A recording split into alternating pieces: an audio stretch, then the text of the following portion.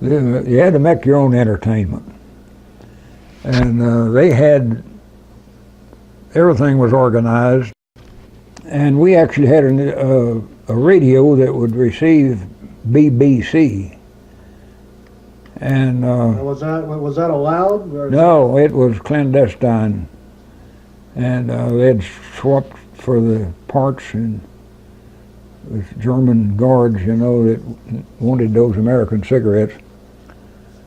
And the Germans never did find it. We had searches. Every once in a while they'd search, but they never found that radio.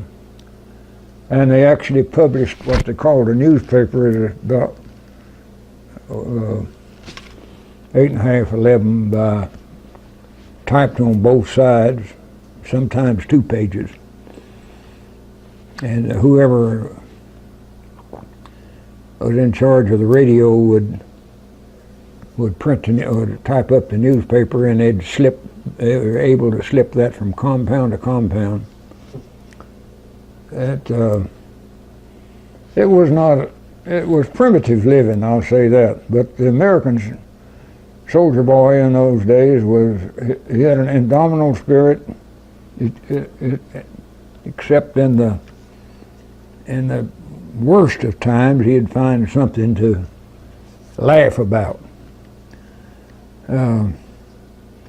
We had one old boy that had the uncanny ability to cup his hands together and make his voice sound like it was coming out of a dungeon way down or the bottom of a well or something.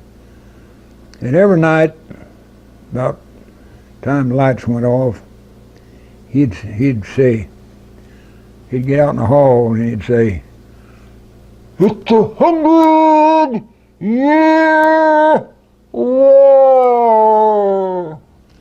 And we called him a sadist. Well, we called him lots of things, but about the nicest thing we called him was a sadist. But we'd all laugh, maybe throw a shoe at him or something.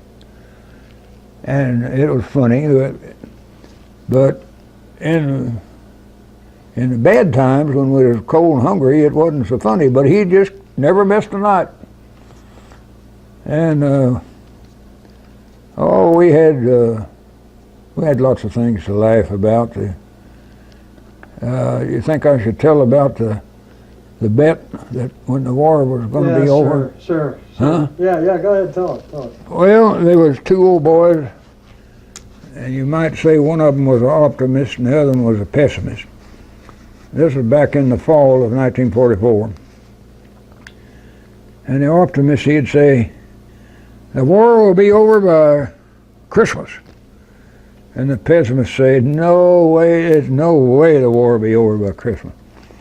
And they'd argue the strategies that were they'd argue the pros and the cons, and arguing. It kind of got on the nerves of their roommates. Finally, one of them got kind of rambunctious, and he said, "If the war's not over by Christmas, I'll kiss your ass." And the other one says, "If it is, I'll kiss yours." And their roommate said, "We're going to hold you to that." And they did. So on Christmas Day at roll call, they announced, I guess it was 1,500 of us, and they announced that what was going on and that the debt would be paid right after roll call. And so after roll call was over, we went over. There was a kind of a mud puddle out there. We called it Lake Latrine. It had nothing to do with the latrine, but actually it was water that was to be used in case we had a fire. We'd have to have a bucket brigade. And so we went over there, and there was a master of ceremonies. And he was a real comic. I mean, he was a comic.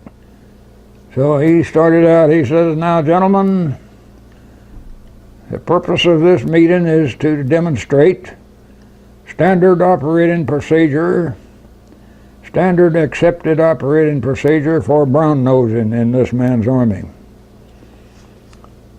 And we will now have the demonstration. Now you will notice that the brown nose E is lowering his pants and his underpants. The brown nose R is preparing to pucker up his lips. And he just went on and on about the kiss E, the kiss R, the brown nose E, the brown nose R. Well, the old boy that is gonna, the kiss R, he had a few ideas of his own. He said, now gentlemen, first thing we got to do is sanitize this thing. We're going to wash it. And he had a bucket of cold water there. That was the coldest, it was a cold day, and that was the coldest winter that Europe had had in years. Somebody said 40 years. He said, we're going to wash this thing down first. So he did. He slopped some water up there, and that old boy, that cold water, it hit him. Well, he was really shivering. And all the time this master of ceremonies was going on and on and on with his commentary. And after he got it washed, he said, now the next step is we're going to shave it. I was standing very close to it. It didn't need shaving. I could see it didn't need shaving. But he's going to shave it anyway. So he lathered it up. And of course, that called for some more cold water.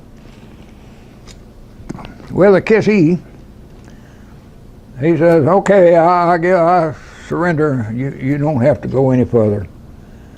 But the whole crowd said, oh no, we want this debt paid in full.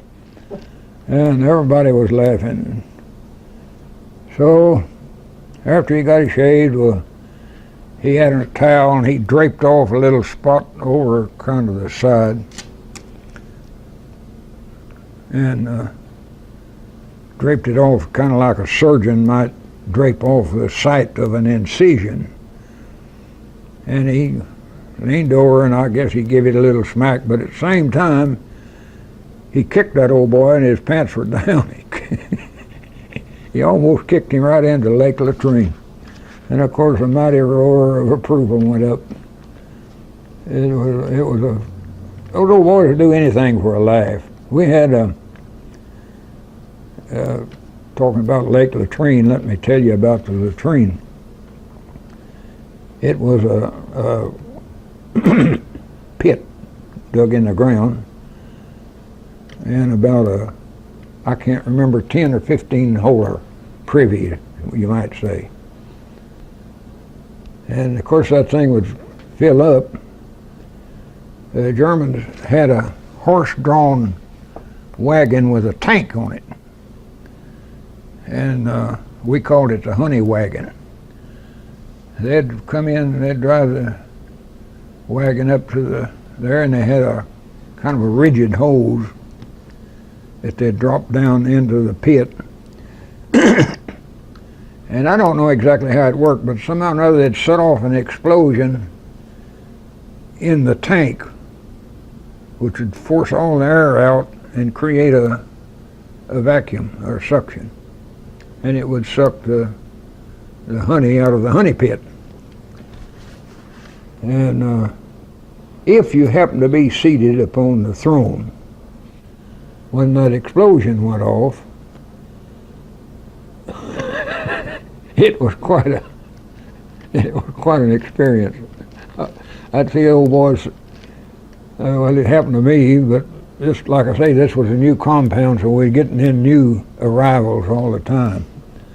And we had some new arrivals, and we saw the honey wagon coming in. We'd all sauntered down to the train to watch the new arrivals come off the pot when they set off that explosion. And they'd come off of there like a quarter horse coming out of the starting gate at Rio Dosa. And we'd do anything for a laugh.